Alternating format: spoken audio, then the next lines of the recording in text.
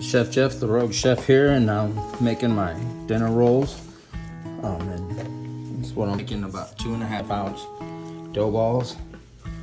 And then you take, once you get the ball, roll it.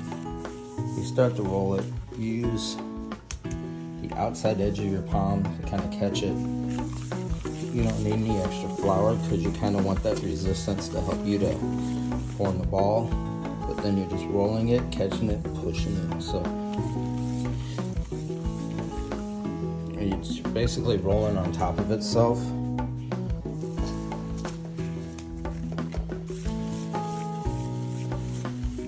This will make about 20 to 24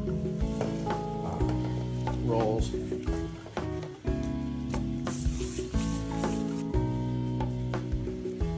Sometimes you can do 2 at once.